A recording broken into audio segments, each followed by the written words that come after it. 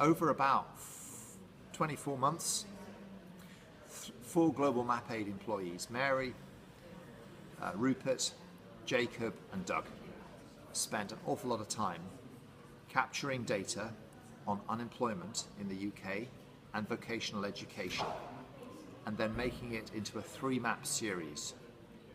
Map number 1 showed unemployment poverty on a parliamentary constituency basis across the whole of the UK. That's including Northern Ireland. Map number 2 showed vocational education opportunity per 1,000 head of population, bounded by parliamentary constituencies across the whole of the UK. And so each of those maps, the unemployment map and the vocational education map, were banded 1 through 6, from worst to least worst. And then the 3rd map showed, according to parliamentary constituency, where the worst of both worlds overlapped. In other words, the highest unemployment and the lowest opportunity for vocational education. It's not perfect, but it's a great strategic tool for trying to help politicians focus on where vocational education needs to be beefed up.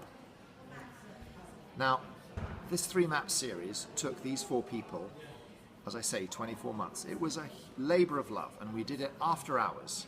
And one of us was in Ethiopia, so they had to use Skype, and the line kept dropping and it was just crap. However, we got there in the end and we produced this map. And our goal now is to make this system semi-automated so that we use crowdsourcing to try and offload some of the data collection activity from the different repositories of data.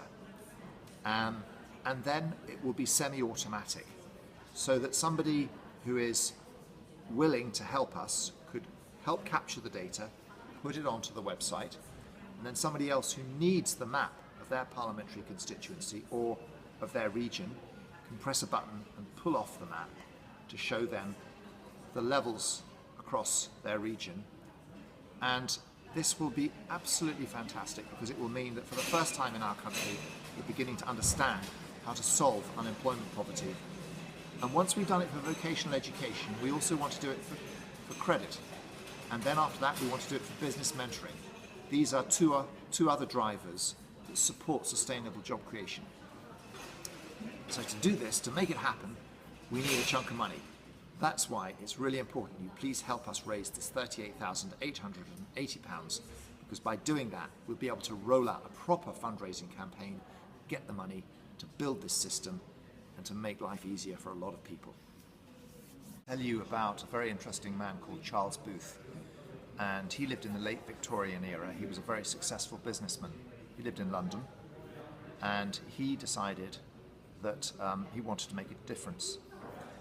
He had a very strong social conscience, as well as being quite a hardcore capitalist.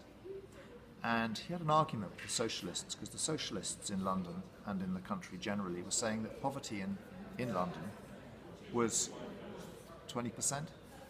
And he said, no, you're wrong, it's lower. I'm going to prove to you and everybody that you're wrong. So what he did was 2 things. First of all, he dressed up as a very poor person, and he went and lived among very poor people to get an understanding from the inside about how their lives were and what shaped their lives. And then secondly, he paid for a team of data collectors to walk up and down every single street in London to capture rigorous data on poverty in London. He created this beautiful London poverty map, 1889, which is still with us. It's actually at the London School of Economics. That map showed that poverty in London was actually 35%, so he paid for the privilege of proving himself wrong.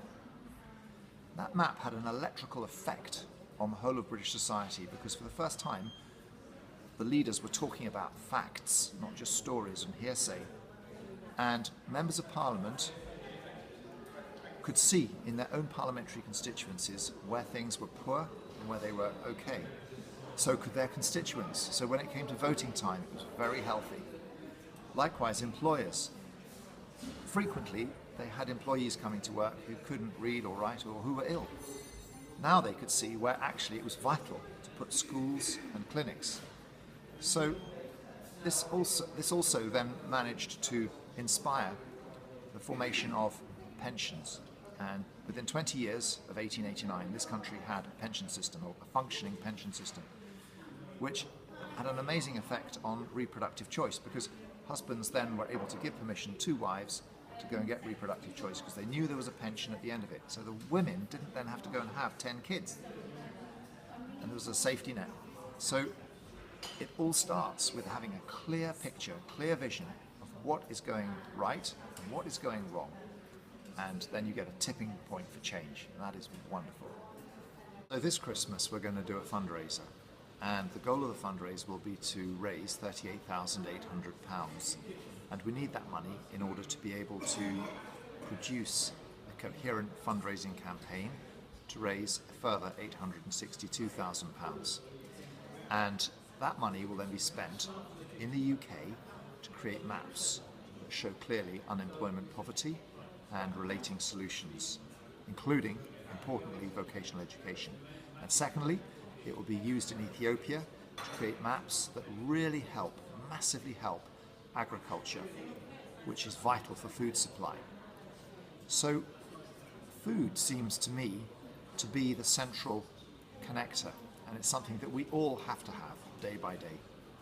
And it connects Ethiopia and it connects the UK. It connects potentially starving farmers in Ethiopia, and it connects the unemployed here in the UK. And there's one group of the unemployed in this country that really speaks to my heart. That is the youth, people aged between 15 and 24 years old. And I've been thinking about this group, and I've been wondering what they're going to have for Christmas dinner this year. Could it be a loaf of bread and a tin of beans? Possibly. More than likely. 960,000 youth in our country eating a piece of bread and a tin of beans for Christmas. And it's very likely that they're eating that kind of food regularly, really simple food. So what we thought we would do with our fundraiser is visit some really powerful people, some really wealthy people, some really important people, and give them a Christmas present, a tin of beans and some bread.